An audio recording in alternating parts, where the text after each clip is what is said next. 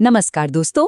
तो चलिए बिना टाइम वेस्ट किए सीधा मुद्दे पर आते हैं और देखते हैं कि आज यानी 10 दिसंबर 2025 को शेयर बाजार में क्या क्या गुल खिला।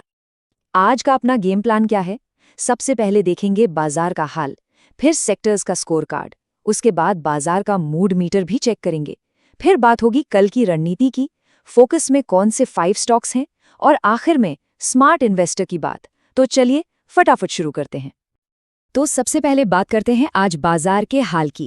भाई कुछ दिनों की जबरदस्त दौड़ के बाद आज मार्केट ने थोड़ा सा ब्रेक लिया, लेकिन इसे कमजोरी मत समझना। उतार चढ़ाव के बीच भी मजबूती बनी रही।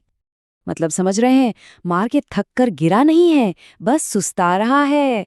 ये बिल्कुल वैसा ही है जैसे कोई मैराथन रनर लंबी दौड़ के बाद थोड़ा सांस लेता है अगली रेस की तैयारी के लिए। इसी को कहते हैं कंसोलिडेशन। मतलब बाजार अगली बड़ी छलांग लगाने के लिए पावर इकट्ठा कर रहा है, और यकीन मानिए ये एक बहुत ही हेल्दी साइन है। आज दिन की कहानी तो पूरी फिल्मी थी। सुबह सुबह मार्केट ने हीरो की तरह धमाकेदार एंट्री मारी, फिर दोपहर होते होते प्रॉफिट बुकिंग नाम का विलेन आ गया और माहौल थोड़ा गड़बड़ा गया।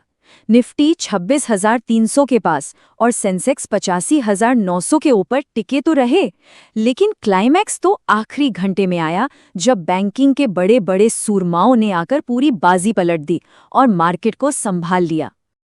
चलिए अब जरा सेक्टर्स का स्कोर कार्ड भी देख लेते हैं, पता तो चले कि आज के असली हीरो कौन थे और कौन जरा सुस्त चाल चल रहा था।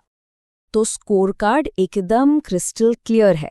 एक टीम में थे बैंकिंग और ऑटो सेक्टर जो पूरी जान लगाकर मार्केट को ऊपर खींच रहे थे, और दूसरी टीम में थे आईटी सेक्टर और हमारे मिड कैप स्मॉल कैप भाई जो आज थोड़ा आराम करने के मूड में थे। लेकिन सवाल ये है कि ऐसा हुआ क्यों? देखिए, बैंकिंग सेक्टर तो इस उम्मीद में पार्टी कर रहा था कि जल्द ही ब्याज दरें कम होंगी और उनका तो फायदा ही फायदा है। ऑटो सेक्टर भी गाड़ियों की अच्छी बिक्री की उम्मीद में रेस लगा रहा था, और बेचारा आईटी रुपया स्टेबल होने की वजह से उसके हाथ पैर बंधे हुए थे, और बड़े इन्वेस्टर्स भी बड़े स्टॉक्स पर ही दांव लगा रहे थे। चलिए अब बाजार का मूड मीटर लगा के चेक करते हैं कि अंदर अंदर चल क्या रहा है। देखते हैं मार्केट का मूड कैसा है और संकेत क्या कह रहे हैं। तो सबसे पहला और सबसे जरूरी सिग्नल, मार्केट का जो बेसिक स्ट्रक्चर है वो पूरी तरह से बुलिश है। मतलब तेजी का माहौल अभी भी कायम है, जोश बिल्कुल ठंडा नहीं पड़ा है। दूसरा सिग्नल है लिक्विडिटी, यानी पैसा, और भाई सिस्टम में पैसा भरपूर है। जब बाजार में कैश की कोई कमी न हो तो वो एक सेफ्टी नेट की तरह काम करता है जो गिरावट में बाजार को सहारा देता है। और इन दोनों बातों का नतीजा क्या निकलता है? नतीजा ये है कि मार्केट में स्ट्रैटेजी चल रही है बाय ऑन डिप्स। मतलब जैसे ही मार्केट थोड़ा सा भी नीचे आता है, स्मार्ट मनी उसे खरीदने का मौका समझता है। ये दिखाता है कि बाजार में कितना कॉन्फिडेंस है। तो कुल मिलाकर बात यह है कि न पैनिक सेलिंग न aggressive chasing, market healthy mode में है। मतलब न तो लोग डर के मारे अपना माल बेचकर भाग रहे हैं और न ही आंखें बंद करके हर बढ़त के पीछे दौड़ रहे हैं। बाजार बहुत ही समझदारी से एक हेल्दी तरीके से चल रहा है। ठीक है, तो आज की कहानी तो समझ आ गई। अब आते हैं सबसे जरूरी सवाल पर, कल के लिए हमारी रणनीति क्या होनी चाहिए। चलिए 11 दिसंबर के लिए निफ्टी के लेवल्स पर नजर डालते हैं।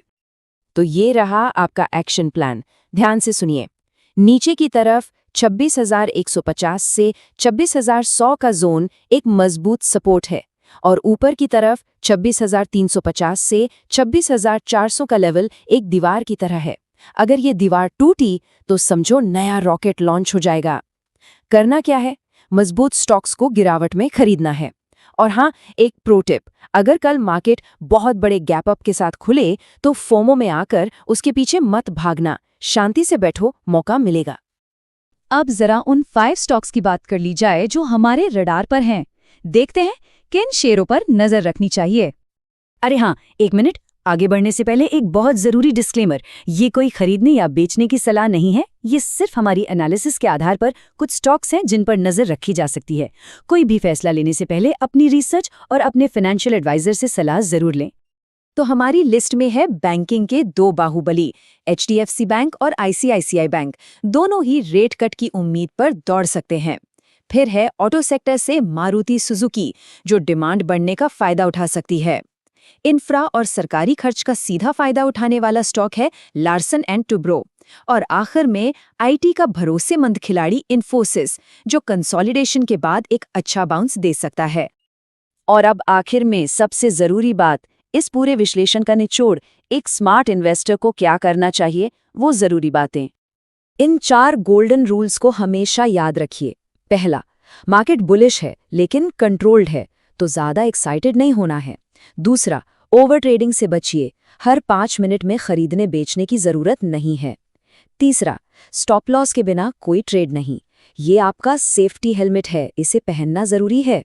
और चौथा, पोर्टफोलियो को डाइवर्सिफाई करें, मतलब अपने सारे पैसे एक ही स्टॉक में मत लगा देना। तो दोस्तों, आज का पूरा एक्स-रे आपके सामने है। अब सवाल बस एक ही बचता है, क्या कल निफ्टी 26,350 का वो मैजिकल लेवल पार कर पाएगा?